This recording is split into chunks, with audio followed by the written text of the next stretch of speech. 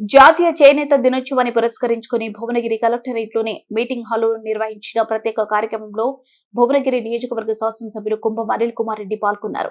ఈ సందర్భంగా ఎమ్మెల్యే మాట్లాడుతూ భారతీయ సంస్కృతి సాంప్రదాయాలకు చేనేత రంగం ప్రతీక అనే మానవాళికి వస్త్రాలను అందిస్తూ సమాజానికి అపూర్వమైన సేవ చేస్తున్న నేతన్నలు కృషి చిరస్మరణీయమన్నారు.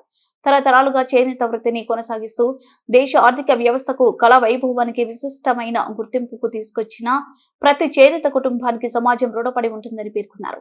చేనేత ఉత్పత్తులకు మరింత ప్రోత్సాహం కల్పిస్తూ వినియోగదారులకు నాణ్యమైన వస్త్రాలు అందేలా రాష్ట్ర ప్రభుత్వం పలు చర్యలు చేపడుతోందని తెలిపారు.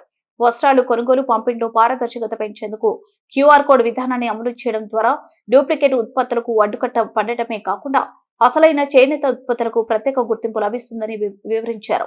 ప్రపంచ వ్యాప్తంగా తెలుగు చేనేత కళాకారుల ప్రతిభను చాటిన పద్మశ్రీ అవార్డు గ్రహీత చింతకింది మల్లేశం ని ఎమ్మెల్యే ప్రత్యేకంగా అభినందించారు. చేనేత రంగానికి ఆయన అందించిన విశిష్ట సేవలు యువతకు స్ఫూర్తిదాయకమని కొనియాడారు.